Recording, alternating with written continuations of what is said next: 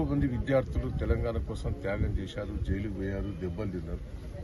ఇవన్నీ మనం గుర్తు చేసుకోవాలి. కేసీఆర్ గారు ప్రాణాలు తెగించి తెలంగాణ సాధించారు. మన ప్రాణాలు తెగించకపోతే తెలంగాణ ఇచ్చే పరిస్థితి లేదు. తెలంగాణ వచ్చిన తర్వాత 10 సంవత్సరాల పాటు ఆయన పరిపాలన ఏ విధంగా ఉండే, గతంలో కాంగ్రెస్ పరిపాలన ఏ విధంగా ఉన్నదో ప్రతి ఒక్కరు రివ్యూ చేసుకుంటారు. ఆ రోజు నీళ్లు లేవు, కరెంటు లేవు, తాగేందుకు నీళ్లు లేవు, రైతుకు పెట్టుబడి లేదు, కళ్యాణ లక్ష్మి లేదు, కేసీఆర్ కిట్ లేదు, గ్రామస్తులు ఘోరమైన పరిస్థితి, తండలకు రోడ్లు లేవు, ఇలా తండలు గ్రామ ఇవన్నీ ప్రజలు రివ్యూ చేసుకుంటారు. మళ్ళా పాతది 10 ఏళ్ల కింద కాంగ్రెస్ పార్టీ మళ్ళా వచ్చిందనే పరిస్థితి వచ్చింది. నీళ్లు లేక రైతుకు ఇబ్బంది పడి ఊళ్ళల్లో పంట నష్టాలై ఒక పక్క ఇబ్బంది పడుతున్న రైతులందరూ కూడా, ప్రజలందరూ కూడా, యువకులందరూ కూడా, మహిళలందరూ కూడా కేసీఆర్ను చూడాలి, కేసీఆర్కు ధైర్యం చెప్పాలి. మళ్ళీ వచ్చేది మీరే అధికారం అనేది ప్రజల లోపల విపరీతమైన స్పందన వచ్చింది.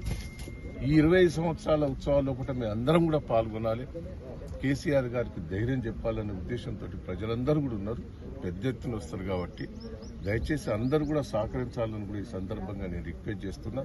ఇది ఉద్యమం, తెలంగాణ తెచ్చుకునేది తెలంగాణ ప్రజల కోసం, పార్టీలకు అతీతంగా కూడా సహకరించాలనేది నేను రిక్వెస్ట్ చేస్తున్నా.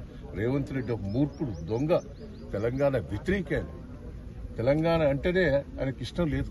ఎన్నడూ తెలంగాణ కోసం పోరాటం చేసింది లేదు, తెలంగాణ కోసం పట్టుబడ్డది లేదు, తెలంగాణ కోసం అడ్డుపడ్డది తప్ప తెలంగాణకు సహకరించని వ్యక్తికి ఇది తెలియదు. దయచేసి ప్రజలందరూ కూడా పెద్ద ఎత్తున వస్తున్నారు. అందరికీ సౌకర్యాలు కల్పించేందుకు సిద్ధంగా ఉన్నాం. పెద్ద ఎత్తున రావాల్సిందిగా నేను అందరికీ, ముఖ్యంగా 27వ తారీఖు నాడు వరంగల్ కానీ, ఎలకతుర్తి కానీ, చుట్టుపక్కల ప్రాంతంలో ఆ రోజు మాకు